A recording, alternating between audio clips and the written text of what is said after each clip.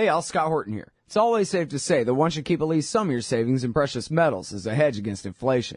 And if this economy ever does heat back up and the banks start expanding credit, rising prices could make metals a very profitable bet. Since 1977, Robertson Roberts Brokerage Inc. has been helping people buy and sell gold, silver, platinum, and palladium, and they do it well. They're fast, reliable, and trusted for more than 35 years. And they take Bitcoin. Call Robertson Roberts at 1-800-874-9760 or stop by rrbi.co. All right, y'all, Scott Horton Show. I'm him. Check out the website at scotthorton.org. More than 4,000 interviews now going back to 2003, scotthorton.org. And sign up for the podcast feed there as well. And follow me on Twitter at Scott Horton Show. Introducing Anthony Walker. He is a veteran of the Afghan war, left the military honorably as a sergeant, and has now become something of an anti-war activist. He's got an article we're running today on antiwar.com called The Ghosts of Direct Action. And he has his own blog, which I'll urge you guys to check out. It's called psyopguy.com. Welcome to the show, Anthony. How are you doing? Yeah, I'm doing pretty good. Thanks for having me. Very happy to have you here. Great article that you wrote. Plenty to talk about there. But first of all, are you running some psyop on me? No, I'm just, a guy with a story and, trying to get the word out there about, things that happen over there. All right. So first of all, talk about, your name, rank, and serial number and the tours of duty you served, where and when, and what exactly was your role as a psychological operations warrior? Sure. So I did 4 deployments, 3 in Afghanistan and 1 in Yemen. And the thing about psychological operations is that your job changes a lot depending on where you are sent and who you're supporting and that kind of thing. So I did a couple embassy duties where I was supporting the U.S. Embassy. That's what I did in Yemen. And then I did tactical deployments. So on tactical deployments, my job was to keep civilians away from the operations we were conducting, to keep civilians safe. And then the second part of my job as a tactical psyoper was to conduct interrogations, to do what we call battlefield interrogation. Okay, well, so first one first then, I guess. Separating civilians, that means dropping leaflets from helicopters saying get out of town because the Marines are coming, that kind of thing? Well, I mean, I was closer to it, so we'd actually be out, with the platoon conducting an operation. And so, for example, what might happen is, we're assaulting a compound. There's explosions, there's stuff going on, and people, if we're in a somewhat of an urban area, people will actually come out and get involved, and want to know, hey, what's all the noise, and are people being heard, and this, that kind of thing. So I'd actually get on my loudspeaker, use an interpreter, or use the Pashto that I memorized. I memorized a lot of messages in Pashto.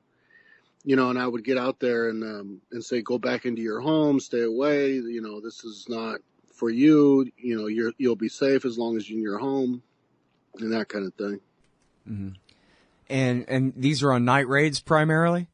Yeah, it was, when I worked in Afghanistan for about a year. It was night raids. I was living at night. I was working at night. I'd wake up every day at 1 o'clock in the afternoon, and my whole job would be nighttime stuff. Mm-hmm. And then, so, I mean, I almost hate to ask this, but I guess that's why you're here. When there's a night raid going on, I guess it's Rangers or other, Delta or other special operations guys. I guess you say 2nd Ranger Battalion here. You mentioned in your article. These guys do their night raid. You're out there on a bullhorn saying, everybody stay inside, nothing to see here. Stay inside, you'll be safe, as you just said, something like that. Was that really true?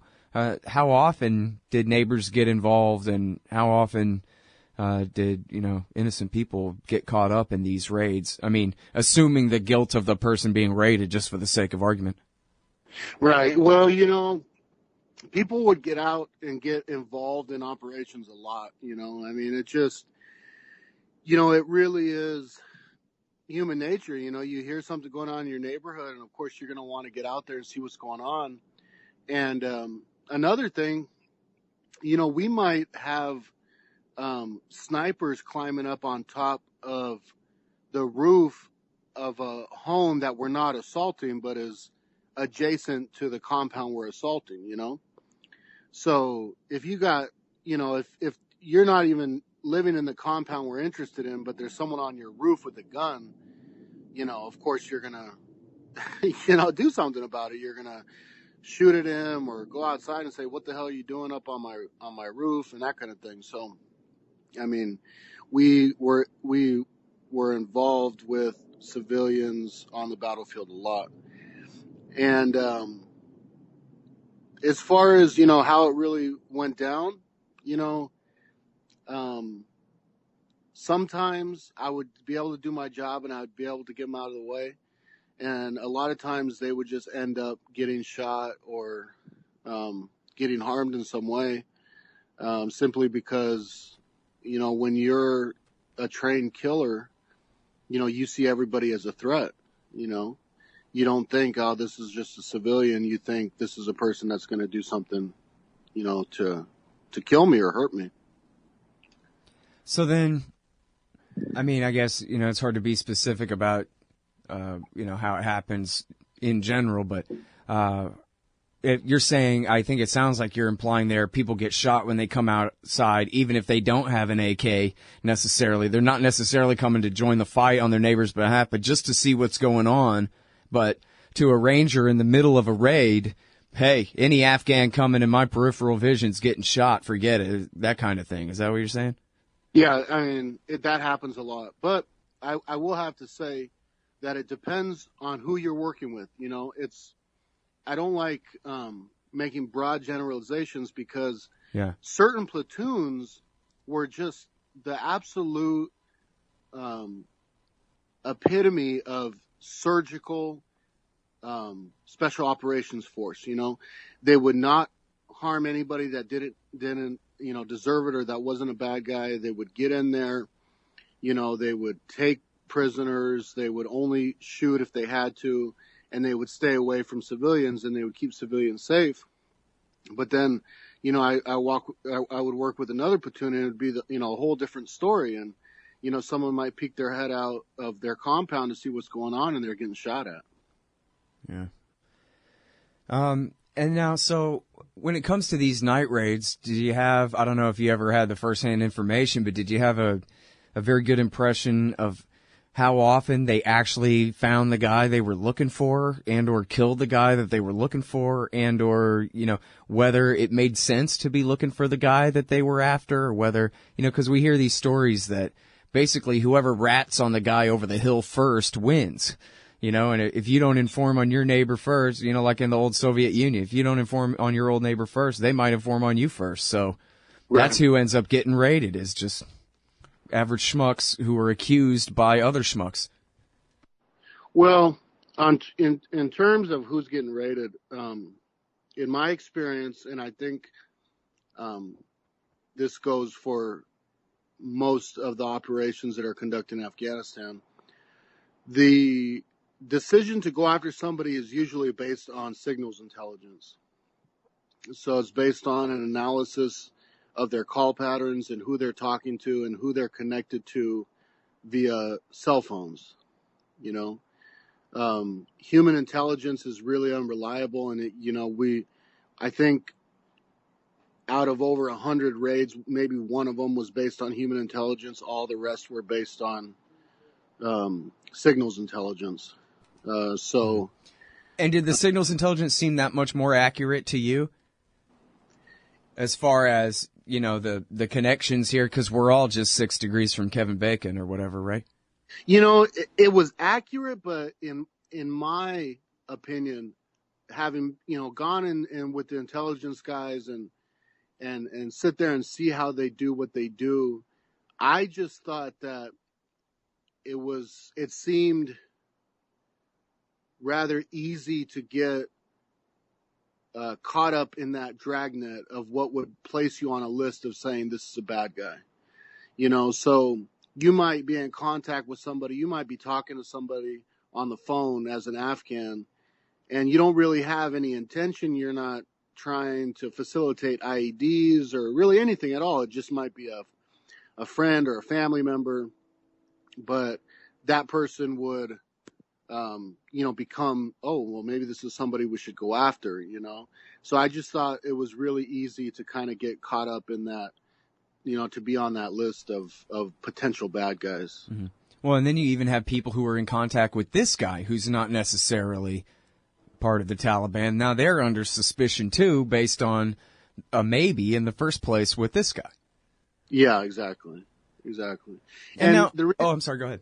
I was just going to say, the cultural aspect is really important too, because, if somebody in Afghanistan and Pashtun areas, if somebody comes and knocks on your door and says, hey, I need a place to stay, it's a deeply held, cultural value that person gets to stay, that they would have a place to stay, something to eat and that kind of thing. So it's just a different culture. And I know for a fact that we were raiding homes of people that were just distant family members or connected to the targeted individual in some way, that were just fulfilling their cultural duty and were not intending to necessarily facilitate an insurgency.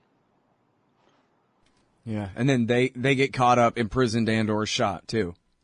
Yeah, I mean, in the real, the real danger is getting shot in a raid, because when it comes to getting in prison, the standards for that are really high, and I mean, we would let guys go after a couple weeks all the time. I mean, it's really hard to keep someone in prison. All right, well, so now let's talk a little bit more about that and your role in interrogation. I think I gather that your time in the embassy you're referring to there was when you were in Yemen. And we can talk about that later. But in interrogation, that was when you were in Afghanistan?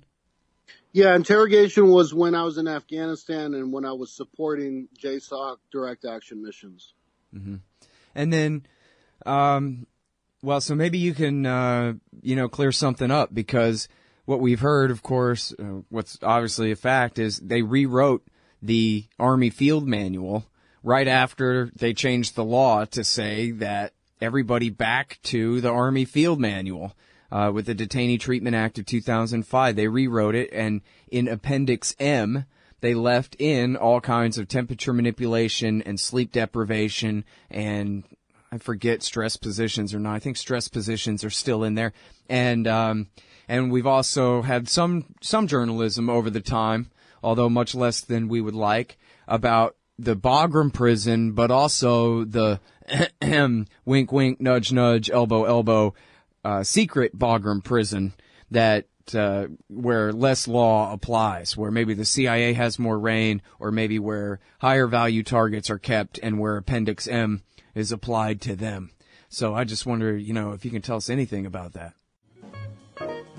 Superior blends of premium coffee. Roasted fresh in Zionsville, Indiana. Darren's Coffee satisfies the casual and the connoisseur. Scott Horton Show listeners, visit darrenscoffee.com and use the coupon code SCOTT at checkout for free shipping. darrenscoffee.com. Because everyone deserves to drink great coffee. Sure. So just to give you the layout here of what we're talking about, I'm at in my experience, I was at a task force. So we're as close as you can be to the battlefield, and we're actually going out there and getting these guys. Now, once they're arrested or detained and determined, okay, this is maybe a high value target, or this is someone that is really interesting to coalition forces, then they'd get sent off somewhere else. And that would be Bagram or whatever goes on up there. But at my level, the interrogators were very restrained. I mean, they were not allowed to do anything that you might see in that field manual. They weren't allowed to do any kind of stress positions or anything like that. They were simply had to go in there and try to convince these guys to divulge information based on their manipulation skills. How I'm gonna, what kind of carrots and sticks I'm gonna use to try to get this guy to talk. But in my experience, it just seemed like they left some of that more reprehensible stuff to a small group of people that were empowered to do it. Mm. And again, I'm sorry, what years were you over there, beginning and when? Let's see, it was August. One deployment where I experienced most of the things we're talking about today was from August 2008 to August 2009. Mm-hmm. So yeah, certainly long after the Taguba report and a lot of the memos being repealed and the Supreme Court decisions, Right. Rasul and Boumediene and all those things started coming down in the Bush years there. So, well, that's good at least that they didn't, make you participate in any direct war crimes as far as that goes. But so how did that go? I mean, well, and this kind of goes back to what you said before, and I know it's a figure of speech, but it's kind of important about who's a bad guy and who's not, and bad guy and Taliban end up being the same thing, but not all the resistance were Taliban, right? And I just wonder, even when it comes to the guys that you're actually after, how many of even these bad guys are just farmers who are trying to defend their land from foreign occupation, and how many of them, secretly worked for Mullah Omar all along or whatever it was? Well, if we got to a targeted individual and found who we were looking for, typically that person was involved in making IEDs, involved in actually killing, American soldiers. It was just the people around him that would get caught up in the dragnet that tended to be associates, family members, something like that. And they would be roughed up on the objective, during interrogation, might get roughed up. They would get taken for a week or two for interrogation back at our base and then released. And I point this out in my article, I think, if I remember correctly. They, being taken far from your home and held for a couple weeks for an Afghan is a terrible situation because there's a lot of lawlessness, and the family members back home, have their crops destroyed or have their things stolen. A lot can happen. So even though they were getting held for a couple of weeks and then released again, it wrought a lot of damage to the families and to the households. So those are the people that I really feel like deserve our attention, and to kind of look at it and say, well, we might have gotten one targeted individual, but what about the 4 or 5 or 6 other guys that got beat up or that accidentally got shot or got taken away from their homes for a couple weeks? Yeah. Well, and I guess the audience should know that, and not that, this ever happened before, that someone tried to lie to us or anything, but, before this interview, I never knew you from Adam, and so I asked for a little verification of who you are, and you sent me the transcript from the joint services here, Right. from the military, explaining your record and all of that, very in depth, and also 2 pictures that are very graphic that we did not publish at antiwar.com today, but that I guess I didn't put them in Google Images, but I certainly have never seen them before, and one of them, certainly maybe both, are about exactly what you describe in the article. Right. Of this one, is it a ranger who cut a square piece out of this woman's neck for a trophy? Yeah. And that sounds like a lie, but I've seen the picture of where the skin used to be, at least. And that's why I kept those pictures, because, you know, I knew that I would never be able to get people to believe me if I didn't have something to say, look at, this stuff really happens, you know? And, you know, I'm so glad that I can have something that's a testament to the things that I saw. So, you know, I mean, part of this is it's the longest war in American history. It's gone on so long. I think, you know, most Americans probably don't even know that the war in Afghanistan is still going on, No. because there's been a partisan interest in ignoring it for the last 8 years on both sides, really, because the liberals don't want to criticize Obama for his surge and his escalation and all what he's doing. And the conservatives, they don't want to give him credit. So everybody's just kind of silent, and the whole story has slipped from the American imagination, I think, quite a bit. But so, you know, I'm really glad to see that you've started writing, and I hope you'll submit more of your articles to antiwar.com as well, because you're a pretty decent writer too, it seems like to me, and it seems like you have quite a bit to tell people here. But so, as far as the audio version here goes, what do you want to tell people? Bottom line, you have not just my listeners, but their friends and family who just walked into the room, and this is your one chance to make them understand what you want them to understand about the war in Afghanistan. Anthony?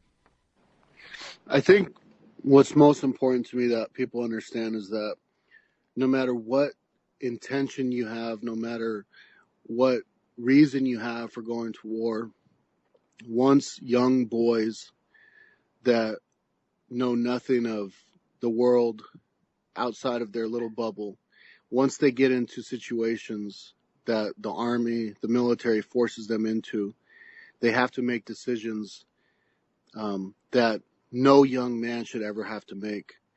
And terrible things happen, horror happens, murders happen, death happens, dislocation happens, and it's always going to be like that, and war is always going to be absurd and horrible and terrible, and it doesn't matter what we do to try to make it not that way. It's always going to be like that.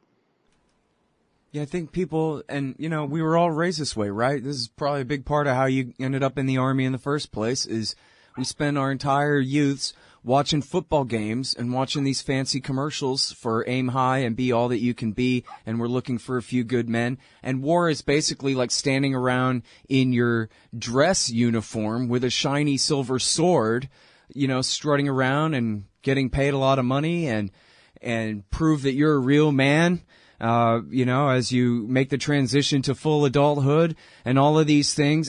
But nobody's talking about what's it like to go on a night raid and kill somebody. Right. Somebody who, you know, maybe was just coming outside to see what was going on. Because, I mean, obviously the victims in these cases are the victims, but, you know, the kids shooting them, they're, in a sense, the victims too. We send them over there under the theory that in our democracy, the adults here would only send them off to war to fight for a real good reason, to kill people and risk their lives for a real good reason. Instead, we got them going out on night raids for 16 years to no end whatsoever. And now they're shooting the neighbor, and then we wonder why they shoot themselves in the head when they come home. When all they can do is remember that time they shot the neighbor. You know? Right. It's not fair, really. No, we get stuck in this TV narrative. We never have to grapple with what's the real war like. Right. So, anyway. That's true. I mean, it is what war has always been, and it's never going to change. So I just hope that as a country, as a world, we can take a look and say, look, it's not worth it. You know, war is not worth it. All right. Well, listen, there's quite a few vets I've come across over the years who've decided that their way of dealing with what they learn and what they saw, what they experienced over there is to help others by telling the truth about it to them. There's, all different forms of counter-recruitment, from showing up at the high schools to writing essays as you're doing now, to writing books, giving talks, forming groups, whatever you can do. And when you say, hey, I was there and I was a veteran and I know this stuff, that makes your word, 10 times more credible than mine when you say it. So, it's very important what you're doing, Anthony. I really appreciate it, and I hope you do continue. Yeah, thanks so much for just giving me the chance to, to get my story out there. Well, you keep writing these articles and send them on. All right, sounds good. All right, thanks very much. Appreciate it. All right. All right, y'all, that's Anthony Walker. He did 8 years in the U.S. Army, was a sergeant, psychological operations specialist there, 3 tours in Afghanistan, 1 in Yemen. This piece is at antiwar.com today, original.antiwar.com. The Ghosts of Direct Action. It's really a hard-hitting piece. I think you guys maybe could do your part to help make this thing viral for once. And check out Anthony's great blog, too. It's psyopguy.com, psyopguy.com. All right, y'all, and that's the Scott Horton Show. Check out the archives and sign up for the podcast feed at scotthorton.org. Help support at scotthorton.org/donate. All kinds of great kickbacks, audio books and silver rounds and all kinds of wonderful things if you help support the show at scotthorton.org/donate. And also you can follow me on Twitter at Scott Horton Show. Hey, I'll check out the audiobook of Lew Rockwell's Fascism versus Capitalism, narrated by me, Scott Horton, at audible.com. It's a great collection of his essays and speeches on the important tradition of liberty. From medieval history to the Ron Paul Revolution, Rockwell blasts our statist enemies, profiles our greatest libertarian heroes, and prescribes the path forward in the battle against Leviathan. Fascism versus Capitalism by Lew Rockwell for audiobook. Find it at Audible, Amazon, iTunes, or just click in the right margin of my website at scotthorton.org. You hate government, one of them libertarian types, or maybe you just can't stand the president, gun grabbers, or warmongers. Me too. That's why I invented LibertyStickers.com. Well, Rick owns it now, and I didn't make up all of them, but still, if you're driving around and want to tell everyone else how wrong their politics are, there's only one place to go. LibertyStickers.com has got your bumper covered. Left, right, libertarian, empire, police, state, founders, quotes, central banking. Yes, bumper stickers about central banking. Lots of them. And, well, everything that matters. LibertyStickers.com. Everyone else's stickers suck.